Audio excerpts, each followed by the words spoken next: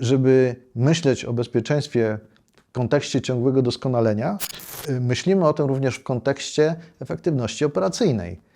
Mogę to zmierzyć, mogę pokazać, że ja nie tylko generalnie po prostu robię wszystko, co mogę, bo to pytanie, co to jest. Ale szef wszystkich szefów też musi być widoczny, jak rozumiem. A, od tego szefa się zaczyna. Safety Sessions. Nazywam się Maciej Skwierz, a to jest Safety Sessions. Pierwszy polski podcast na temat bezpieczeństwa skierowany do szefów produkcji. Dziś moim gościem jest Paweł Rolewski. Witam. Ekspert, konsultant zajmujący się problematyką kultury bezpieczeństwa. Mieliśmy przyjemność zrealizować kilka projektów i wiem, Paweł, że Twoje metody działają. Słuchają nas szefowie produkcji, dyrektorzy zakładów produkcyjnych i chciałbym, abyśmy dla nich porozmawiali o tym, w jaki sposób można kształtować kulturę bezpieczeństwa, aby na poważnie ograniczyć ryzyka i zredukować ilość wypadków. No i od razu pojawia się pytanie, co to jest kultura bezpieczeństwa? Prawda? Ja lubię o tym myśleć jako o części kultury organizacyjnej. Bo kultura bezpieczeństwa to będzie część kultury organizacyjnej, która jest zakotwiczona w bezpieczeństwie. I jakbyś, Maciek, miał na przykład w paru słowach wyjaśnić, jak rozumiesz w ogóle pojęcie kultury organizacyjnej? Z pierwszego zawodu, jestem psychologiem, czy jestem po psychologii, więc pewnie odpowiedziałbym, słuchaj, to są zachowania, tak, które możemy obserwować w danej grupie ludzi. Możemy przytoczyć różne kultury. Kulturę eko, gdzie obserwujemy, że ludzie z nią identyfikujących się dbają o to, by segregować odpady. Natomiast jeśli chodzi o kulturę bezpieczeństwa, to nałożyłbym na to też perspektywę zachowań, które da się zauważyć.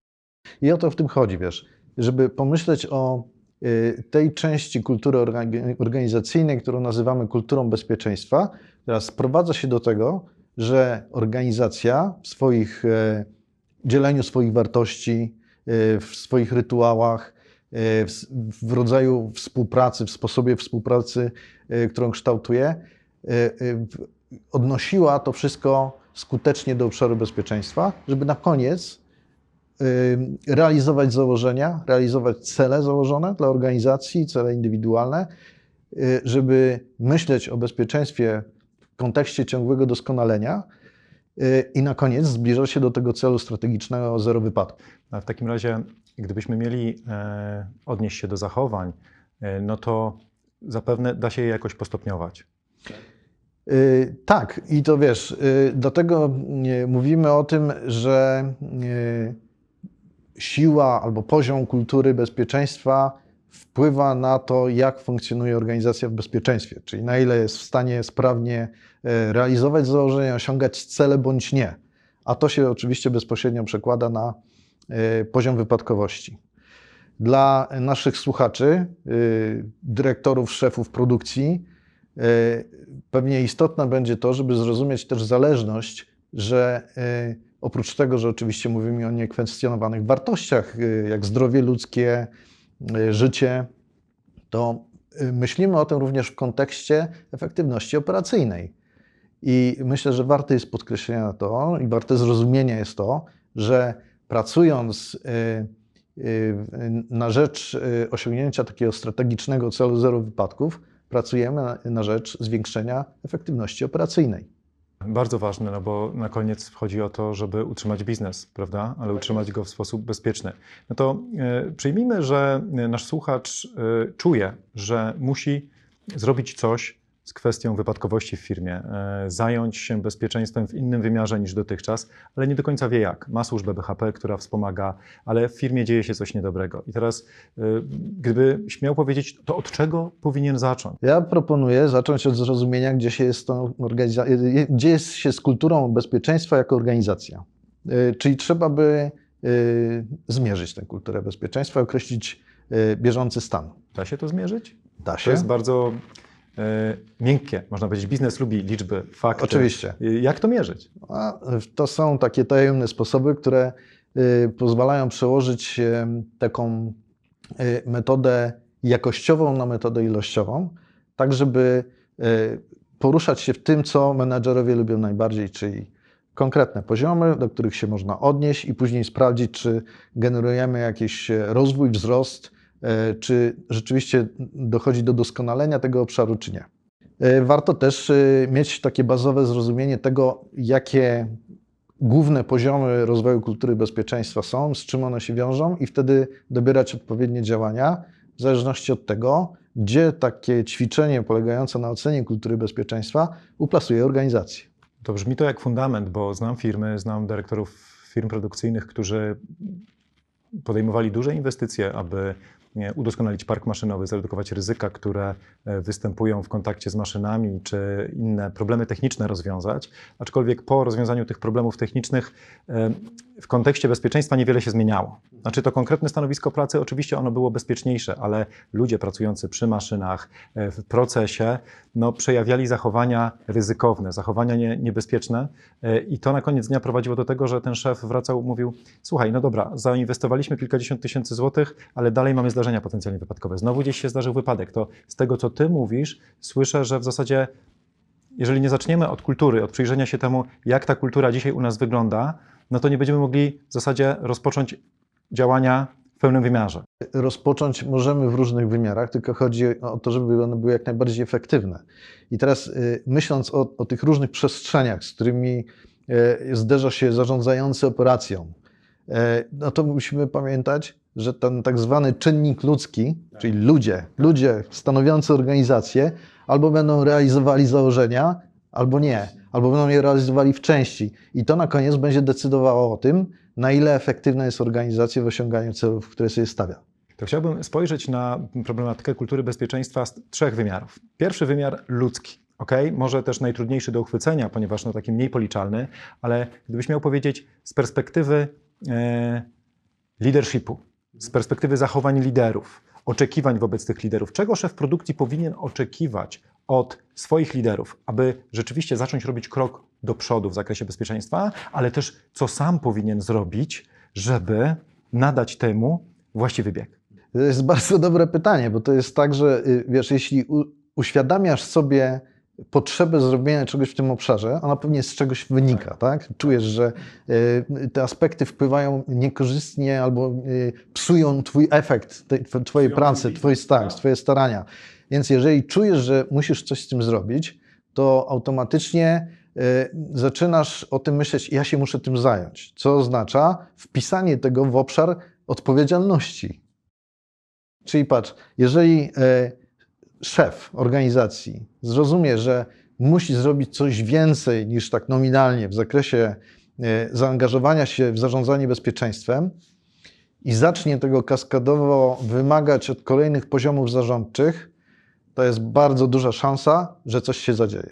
W ramach swojej pracy mam okazję jeździć po całej Europie, odwiedzać firmy i rozmawiać z liderami. Powiem Ci, że to, co zwróciło moją uwagę, gdy różne szczeble zarządcze na produkcji pytam o oczekiwania wobec nich w zakresie bezpieczeństwa, to często słyszę w różnych językach, ale tą samą odpowiedź. To znaczy, żeby było bezpieczniej. I na poziomie międzynarodowego zrozumienia, tak, to wszyscy tak samo to rozumiemy, tylko że każdy swoją definicję w głowie może mieć już inną. To jest zbyt ogólne, czyli to by potwierdzało to, co ty mówisz, że określenie konkretnych wymagań, zachowań, rozumiem, masz obserwować, masz sprawdzać, masz zapewniać coś i nauczenie liderów wykonywania tych obowiązków byłoby pierwszym krokiem. Jak najbardziej, bo jeśli chcesz wziąć za coś odpowiedzialność, to się musisz w to zaangażować, po pierwsze, a po drugie to jest dobrze zrobić tak, że ja staję się rozliczalny.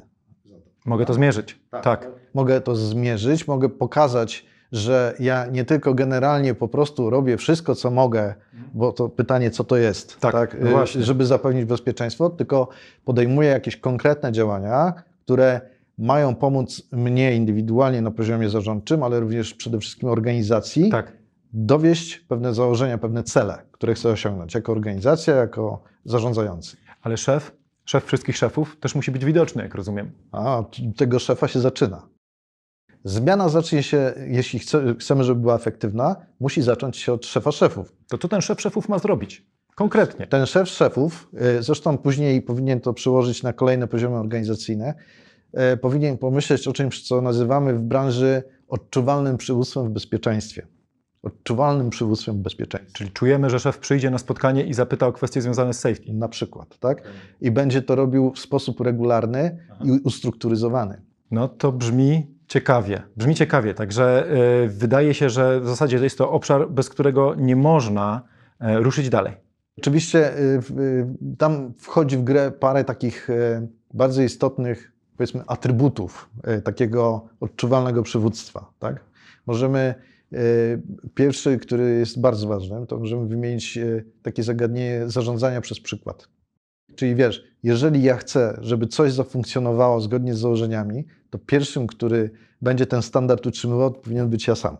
Wiesz, wydaje mi się, że to jest w ogóle temat na osobną rozmowę, niezwykle ciekawy, natomiast dzisiaj mamy ten czas ograniczony, bo też dbamy o czas naszych rozmówców i chciałbym przejść do innej perspektywy na chwilę. Kiedy omówiliśmy tę perspektywę ludzką, to skupmy się na perspektywie organizacyjnej. Jak poukładać w firmie procesy, aby wspierały to dążenie do rozwijania kultury bezpieczeństwa?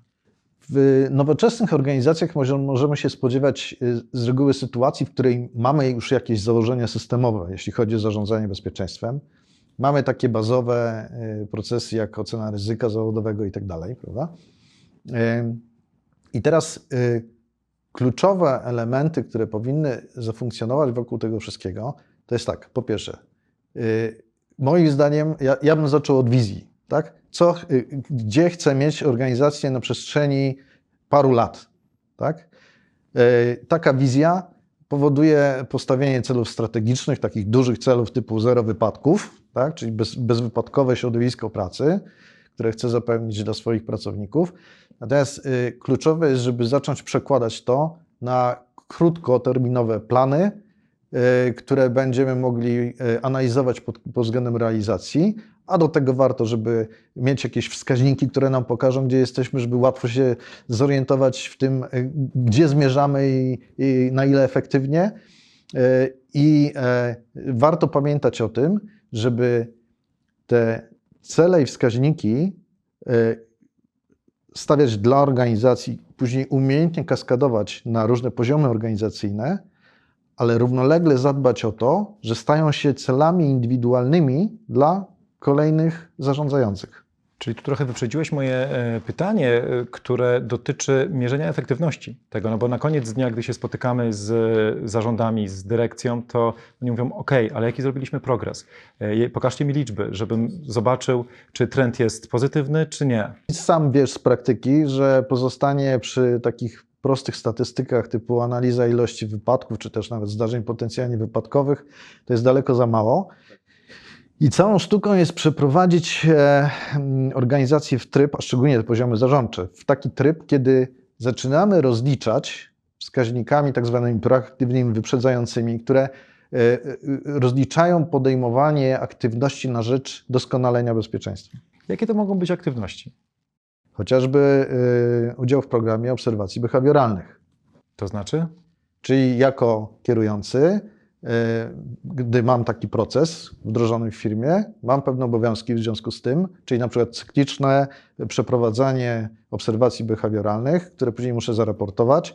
I na przykład jeden z najprostszych wskaźników proaktywnych, który mogę sobie wyobrazić, to jest rozliczanie z tego, że tę aktywność popełniam. Okej.